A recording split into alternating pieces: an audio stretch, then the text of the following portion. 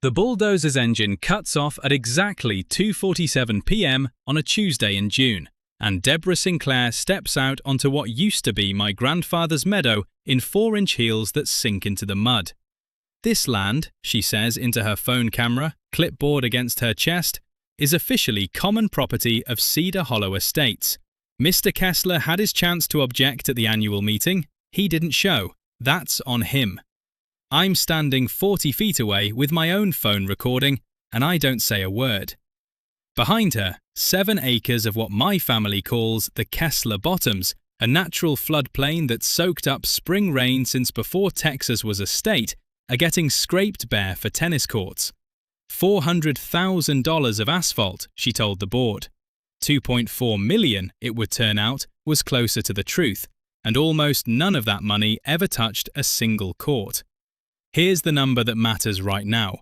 311 homes sit downhill from that meadow. Every one of them pulls water from a shared aquifer that the meadow has fed for 136 years. By the time the first hard summer hit, no rain for 11 weeks, triple digits for 22 straight days, every well in Cedar Hollow Estates would run bone dry, the same way they dried out my family's land to build 2 tennis courts nobody in that subdivision would ever finish playing on. By the end, Deborah Sinclair would owe $2.4 million in restitution, and that wasn't even the number that broke her. The number that broke her was one single word buried in a filing cabinet in the county clerk's office, a word she never bothered to look for, because women like Deborah Sinclair don't imagine that a 68-year-old man in a faded ball cap could hold the one piece of paper that makes her entire kingdom worthless overnight. What would you do if the people running your neighborhood association destroyed the one thing keeping your water running and didn't even know it? Tell me where you're watching from. Drop it in the comments, because I want to know how many of you have already lived through some version of this. I didn't raise my voice that day. I didn't argue. I just watched the machines flatten the grass my grandmother used to say breathes for the whole valley, and I wrote down the time. Tuesday, 2:47 p.m. I'd be writing down a lot more times before this was over. My name is Walton Kessler. Everybody who's known me more than 5 minutes calls me Walt.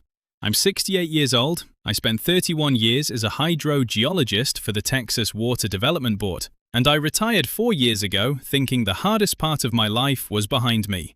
I was wrong about that, but I didn't know it yet standing in the mud watching a bobcat loader chew up my family's meadow. The land underneath that meadow has belonged to a Kessler since 1888. My great-great-grandfather, Josiah Kessler, came out from Tennessee with nothing but a wagon, 2 mules, and a hand-drawn map of where the water sat close to the surface. He didn't pick this valley by accident. He picked it because the bottoms, that low, flat stretch of grass between 2 limestone ridges, flooded every spring and held that water like a sponge, feeding it slow and steady down into the rock below for months after the rain stopped. Josiah built his first well 30 feet from the edge of that meadow, and it never once ran dry in the family's memory. Not through the drought of 51, not through 11, not through any of it. My daddy used to say the bottoms was the reason anybody could live out here at all. He kept the deed to that meadow in a cedar box on his desk, a desk his own father built by hand in 1899, out of black walnut with a water stain shaped like Texas on the top left corner where somebody, some year, set down a wet glass and never wiped it up. That desk sits in my study now. I still catch the smell of linseed oil and old cedar when I open the drawers, and some nights I swear I can hear my father's voice telling me, the way he told me 40 years ago, "Walt, that meadow isn't yours to sell. It isn't even yours to give away. It's yours to protect." I buried my father on the ridge above the bottoms in 2003, next to my grandfather and my great-grandfather, under a live oak that's older than the state of Texas. 3 generations of Kesslers looking down over that meadow. I always figured I'd be the 4th. I didn't figure the meadow would be gone by the time I got there. When Cedar Hollow Estates went up around us in the early 2000s, 311 homes, curved streets, a clubhouse with a fake lighthouse out front for reasons nobody's ever explained to me, my family's remaining 40 acres got surrounded on 3 sides. I signed on to the Homeowners Association back then because the salesman made it sound neighborly, made it sound like being part of something. I paid my dues. I mowed my strip. I kept my mouth shut at meetings for almost 20 years. Deborah Sinclair became HOA president 6 years ago, and from the first meeting, I understood she wasn't like the retired school teachers and insurance men who'd run the board before her. She showed up in a cream-colored Escalade with dealer plates still on it, stepped out in a tailored blazer that cost more than my truck payment, clipboard in hand like a weapon, and she looked at the rest of us the way you'd look at something you'd stepped in. "We're going to modernize this community," she told that first meeting, "whether some of you are ready for it or not." She had a real estate license, a half-finished development career 2 counties over that had gone bankrupt twice, and a way of smiling that never once reached her eyes. She talked about amenity packages and property value optimization, the way a preacher talks about salvation. Within 2 years, she'd pushed through a clubhouse renovation, a gated entrance nobody asked for, and a beautification assessment that hit every homeowner for $600 a year. And she had her eye on my Meadow long before that bulldozer ever showed up. 3 weeks after the bulldozers finished, a certified letter showed up in my mailbox with the HOA's crest stamped on the envelope like it meant something legal. I opened it standing at the end of my own driveway, and I read it twice before I let myself react.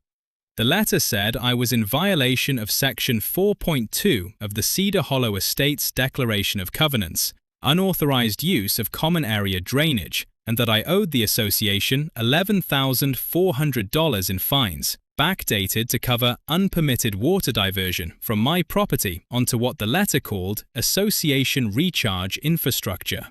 I read that phrase 3 times. Association recharge infrastructure. They were talking about the tennis courts.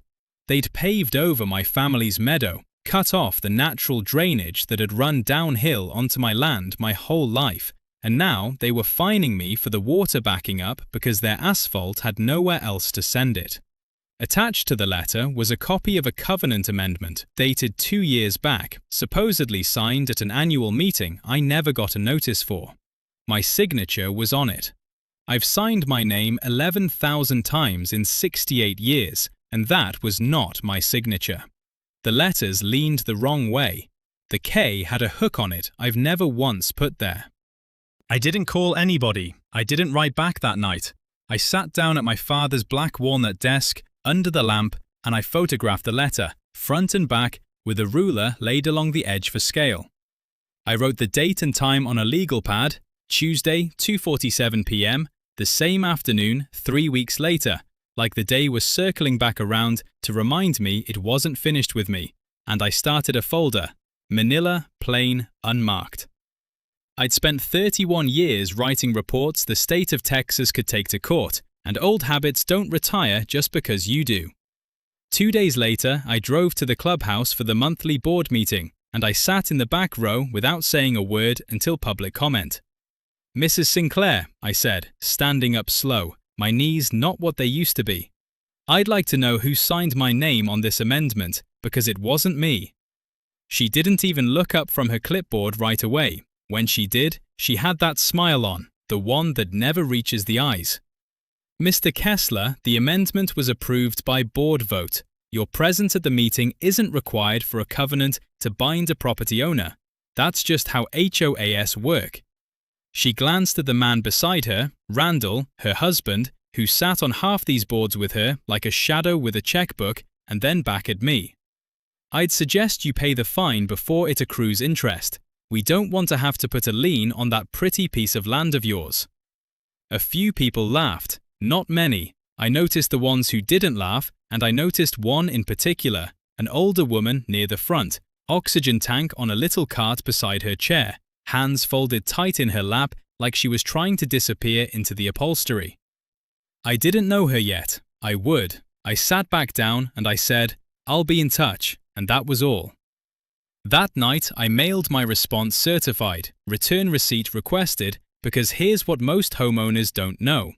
Under Texas Property Code Section 209.0063, an HOA cannot levy a fine for an alleged violation without providing proper written notice and an opportunity to cure or request a hearing, and if the underlying covenant amendment was never properly recorded with the county, filed and indexed the way state law requires, it doesn't bind anybody, signature or no signature. I wasn't a lawyer, I didn't need to be.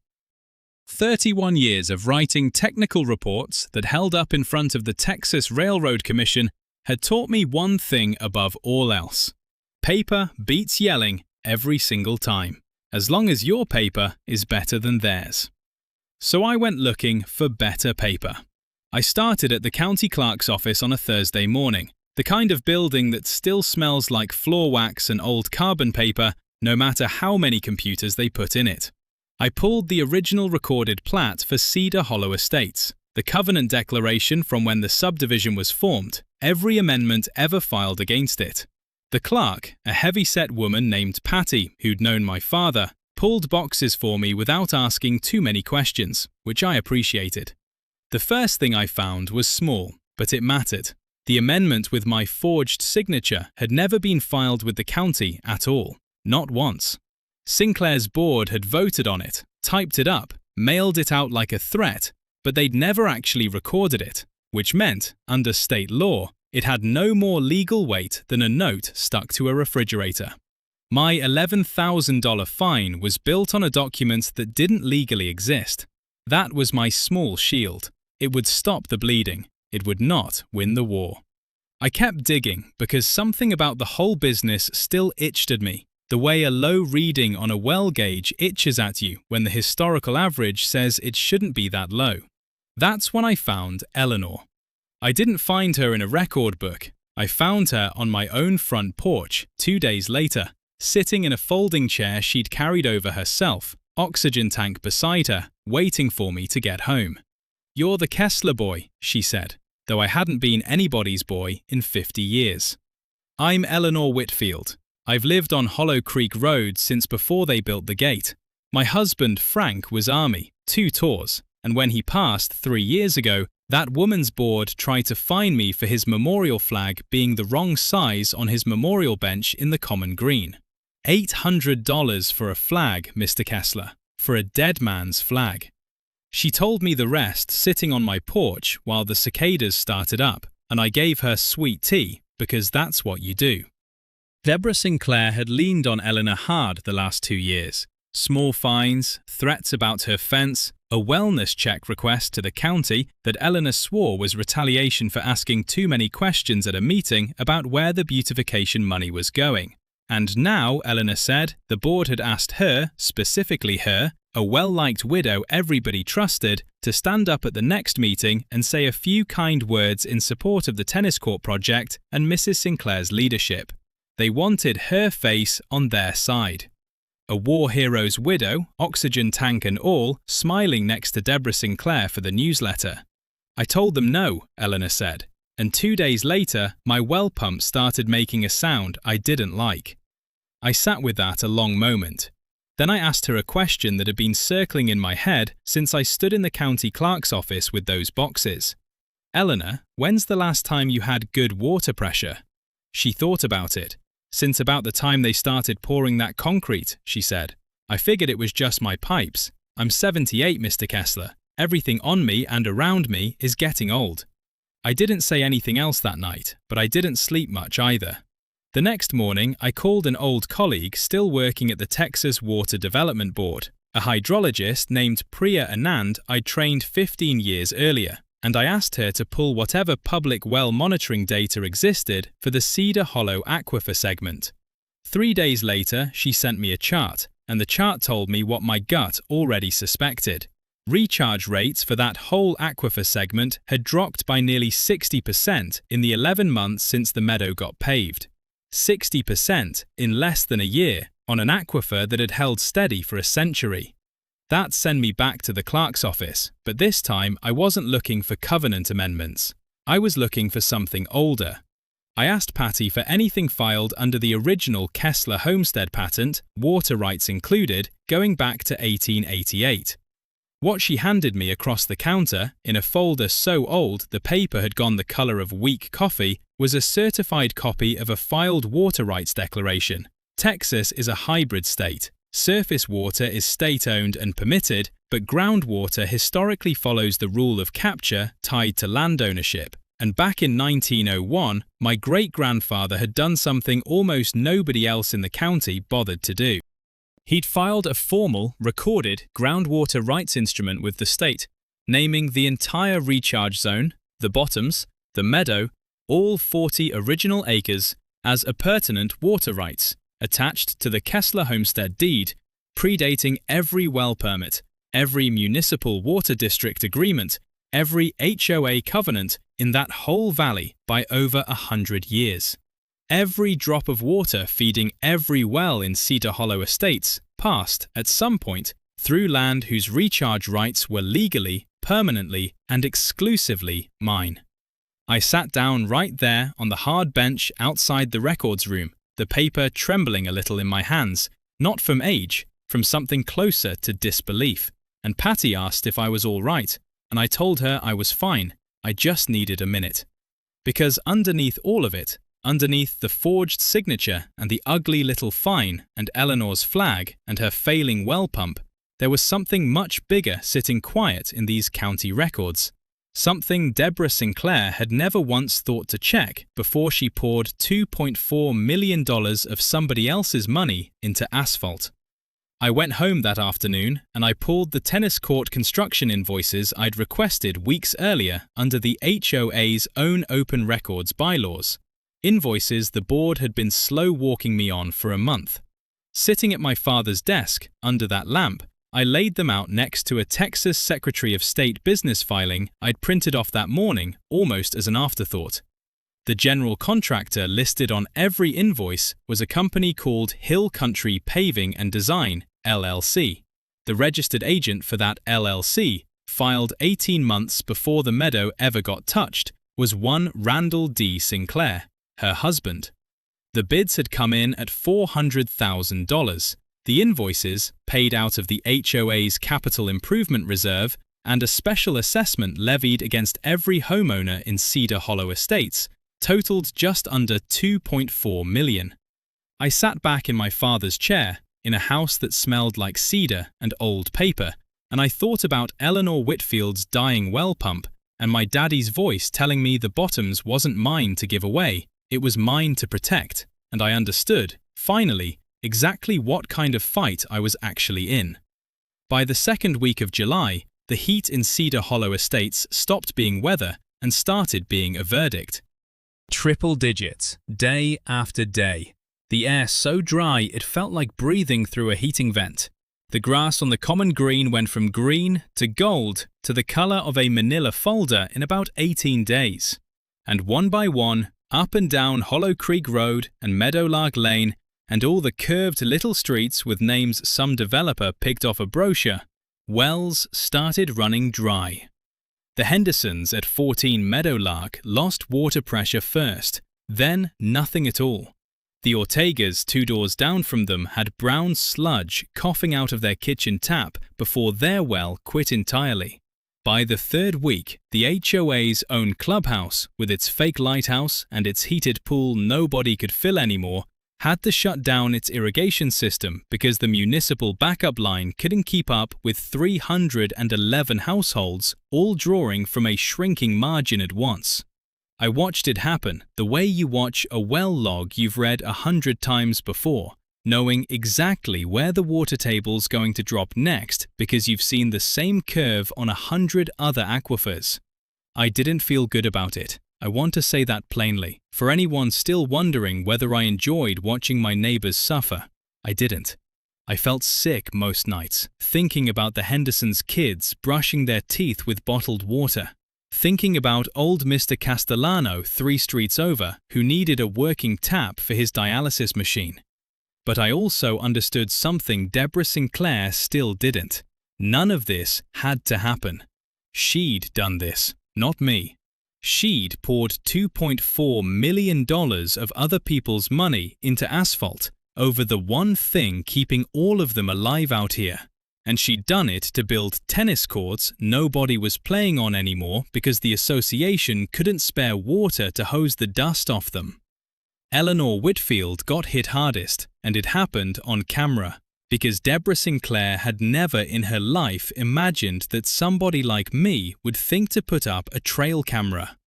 I'd mounted 2 of them in early July, one aimed at the property line between my remaining acreage and the paved-over bottoms, one aimed down the drive toward the road, both motion-activated, both feeding to a little hard drive in my study, the same kind of camera the Water Development Board used to use for monitoring illegal diversions on the Pecos.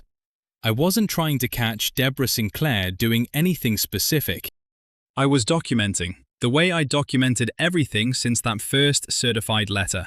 Timestamped, dated, filed. On July 19th, a Tuesday, at 2:47 p.m., I want you to sit with that, because by then I'd started to feel like that hour owned me. My second camera caught Deborah Sinclair's Escalade pulling into Eleanor Whitfield's driveway, followed by a flatbed truck with 2 men and equipment I didn't recognize at first. I watched the footage that night, my hands going cold around a glass of tea I forgot to drink. Sinclair got out in a cream pantsuit, clipboard in hand, and knocked on Eleanor's door. When Eleanor answered, oxygen tube visible even in the grainy footage, moving slow, hand on the door frame, Sinclair held up a paper and said something I couldn't fully make out until I had the audio cleaned up later.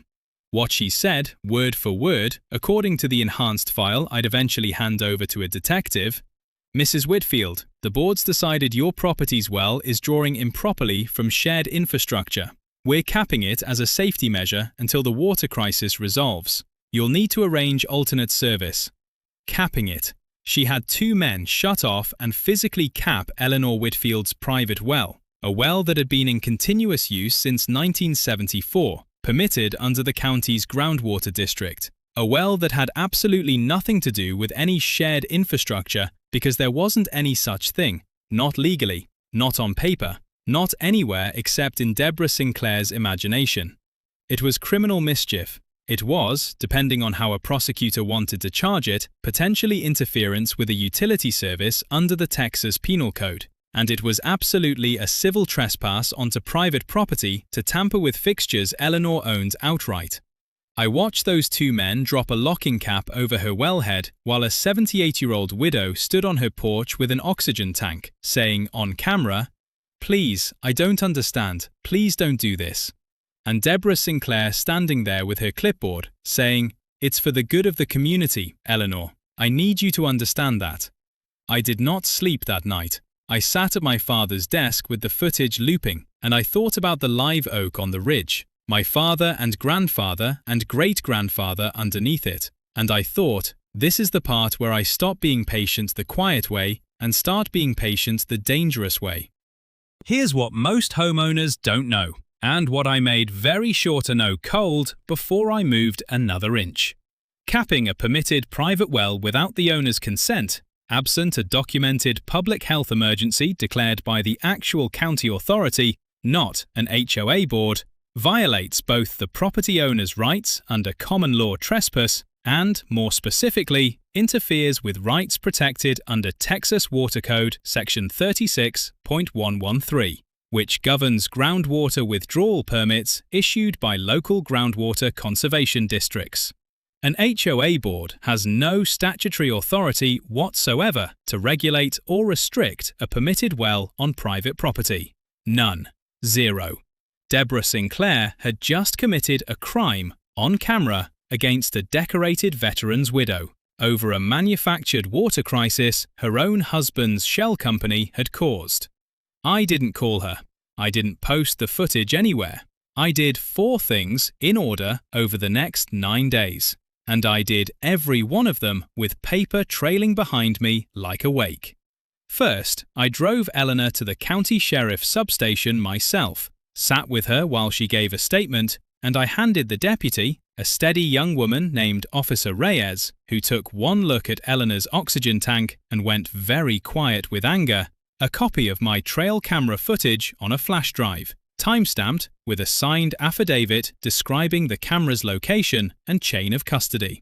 Second, I filed a formal complaint with the Texas Commission on Environmental Quality and with the County Groundwater Conservation District, citing the well capping incident and attaching PREA's recharge data showing the 60% drop in aquifer replenishment since the Meadow got paved.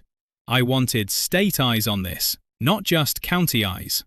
Third, I retained an attorney, a sharp, tired-looking water rights specialist out of Austin named Mariana Cole, who'd spent a career fighting exactly this kind of fight, and who, when I laid the 1901 filing on her desk, along with the LLC paperwork tying Randall Sinclair to the construction contracts, went very still and said, "Mr. Kessler, do you understand what you're actually holding here?" I told her I thought I did. She said I had no idea yet.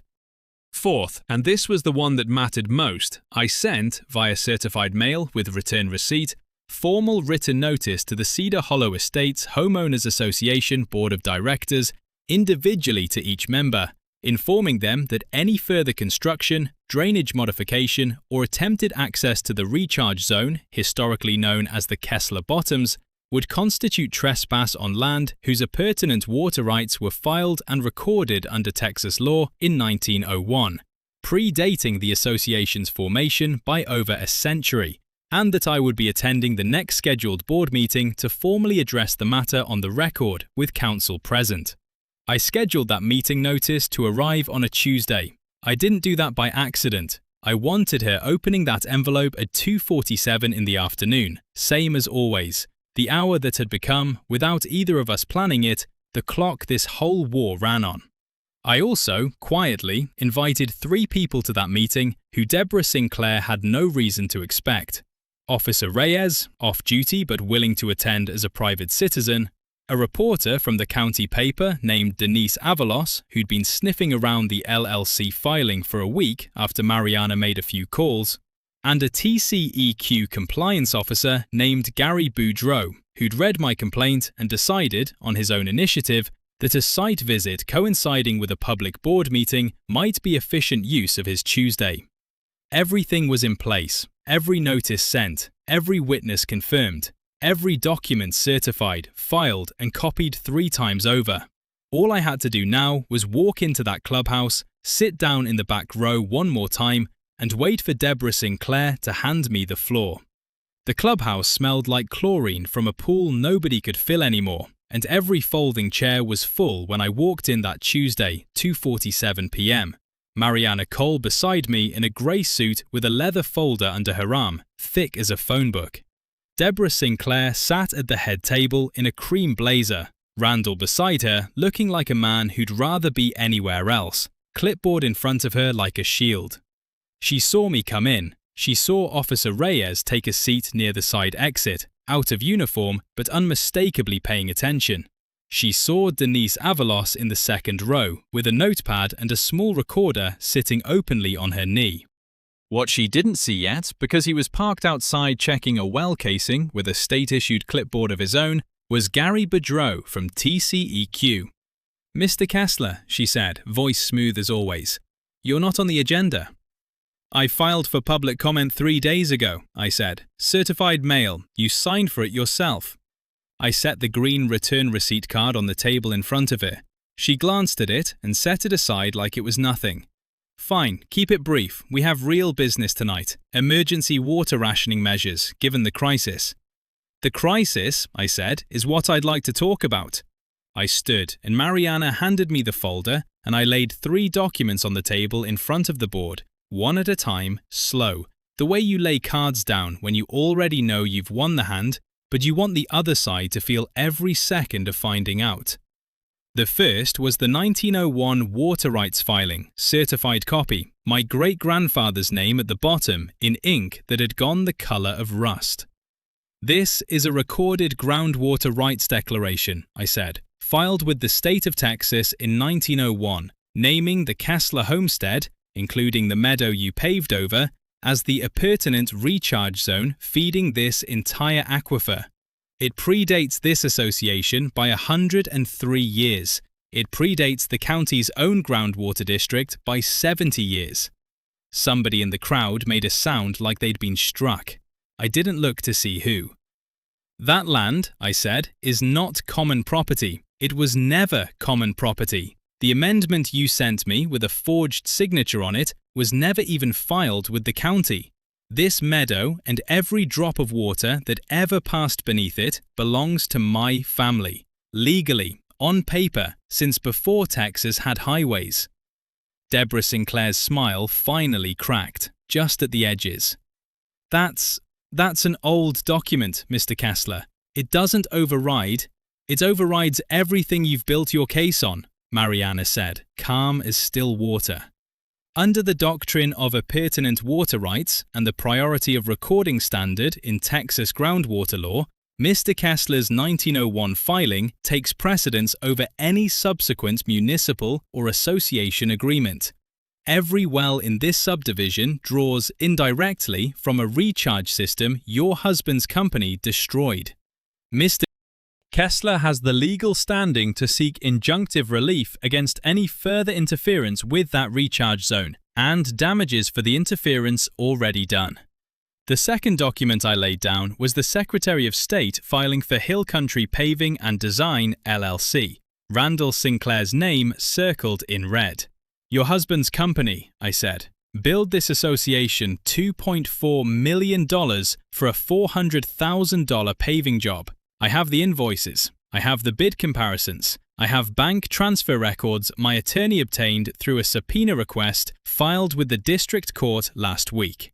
That's when Gary Boudreau walked in, TCEQ badge on his belt, clipboard in hand, and said, loud enough for the whole room, Mrs. Sinclair, I need to speak with you about an unpermitted well capping incident on July 19th and about groundwater recharge violations tied to construction on parcel 4471. The third document, the one that mattered most, the one I'd saved, was the trail camera printout, 3 still frames, time-stamped, showing Deborah Sinclair standing on Eleanor Whitfield's porch while 2 men capped a permitted well. Eleanor herself was sitting in the 3rd row. She hadn't said a word all night. She stood up now, slow, oxygen tank rolling beside her, and the whole room went quiet in the particular way a room goes quiet for an old woman with a war widow's dignity. You told me it was for the good of the community, Eleanor said, her voice shaking but not breaking. Frank served this country for 11 years, so people could have rights you don't even respect in your own neighborhood. Officer Reyes stood then, and she wasn't off duty anymore, not in any way that mattered. Deborah Sinclair, she said, stepping forward, I need you to come with me. We have a sworn complaint and video evidence regarding criminal interference with a private water well on July 19th, and additional matters the District Attorney's Office will want to discuss regarding financial irregularities in association funds. You cannot possibly. Sinclair's clipboard hit the floor. The sound of it, plastic and paper against tile, was the loudest thing in the room. Ma'am, please stand up. She looked at Randall. Randall looked at the table. He did not stand up for her, did not say a word, and that told everybody in that room everything they needed to know about the last 6 years of Deborah Sinclair's marriage and her business partnerships both. Denisa Avalos's camera clicked twice as Officer Reyes walked Deborah Sinclair out of the clubhouse in handcuffs, past the fake lighthouse, past the dead grass, past a crowd of 300 neighbors who'd spent 2 years being told what to do by a woman in a cream Escalade, and who now watched her get folded into the back of a Cedar Hollow County Sheriff's cruiser without her clipboard, without her smile, without a single word left to say. I didn't feel triumphant standing there. I felt tired, mostly, and a little sad, the way you feel finishing a long dig and finding exactly what the data told you'd find. The case moved fast once the DA's office got the financial records. Randall Sinclair, facing his own exposure on the LLC fraud, cut a deal within 6 weeks and testified against his wife in exchange for probation and full cooperation on repayment. Deborah Sinclair pled guilty to felony theft by a fiduciary exceeding $2.4 million and to a Class A misdemeanor for criminal mischief tied to the well capping, Eleanor's well, specifically named in the charging documents. She was sentenced to 7 years with parole eligibility after 2 and ordered to pay full restitution, $2,400,000 to the Cedar Hollow Estates Homeowners Association, plus an additional $18,000 directly to Eleanor Whitfield for well repair, emotional distress, and legal fees. Randall paid a separate civil settlement of $300,000 to avoid further prosecution, money that went straight into an emergency fund for residents whose wells had failed. My own fine, the $11,400 phantom debt built on an unrecorded, forged amendment, was voided by court order within a week, with the judge noting on the record that the association had demonstrated a pattern of manufactured liability against a property owner holding superior legal title. Mariana Cole framed that line and gave it to me for Christmas. I filed for and received a formal injunction requiring the HOA to remove the tennis courts entirely, restore natural drainage grading to the Kessler Bottoms at the association's expense, and enter into a permanent water rights easement agreement with me, one that guaranteed the neighborhood's continued access to the aquifer I now controlled outright, but only under terms I set. Terms that required real environmental stewardship of that recharge zone going forward, monitored annually by an independent hydrologist.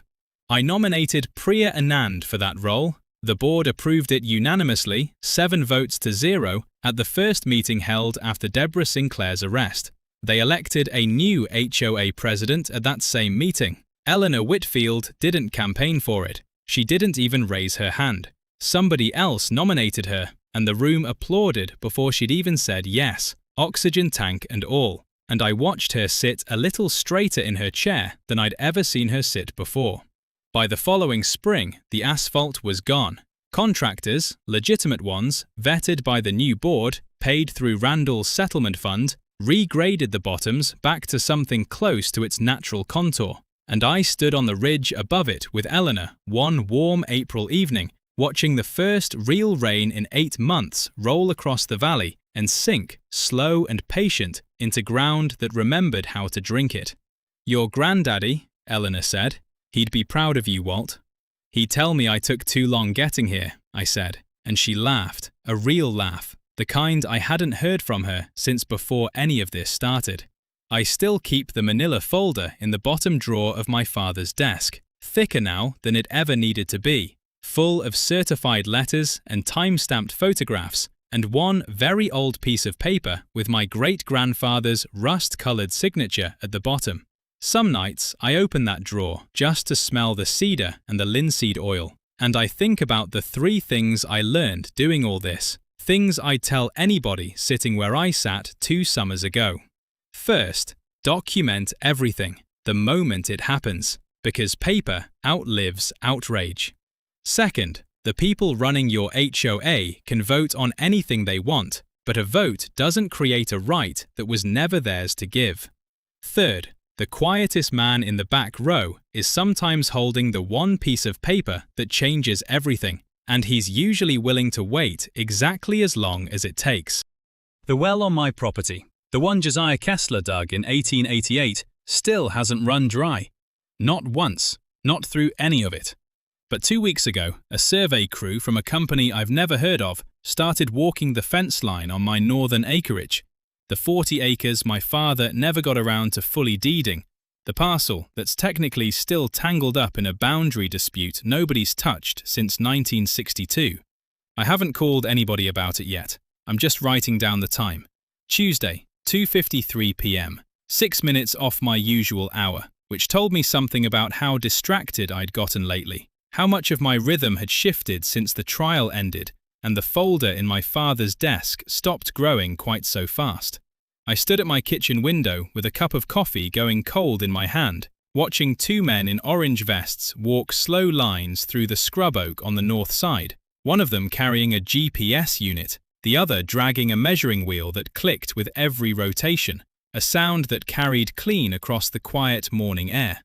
Neither of them knocked on my door, neither of them left a card. That, more than anything, is what put a knot in my stomach. Men who survey a man's land without ever once looking up at his house. I called Mariana that afternoon, and she went quiet in that particular way she has, the way that means she's already 3 steps ahead of me and doesn't like where the road's going. The 62 boundary dispute, she said.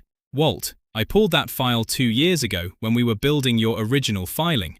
There's a gap in the legal description, about 4 acres, nobody's ever cleanly resolved between your family's patent and the old Voss Ranch parcel. It's the kind of gap a title company usually forces closed during a sale. Nobody's selling anything, I said. Somebody thinks they are, she said. Or somebody wants to force the question so they can.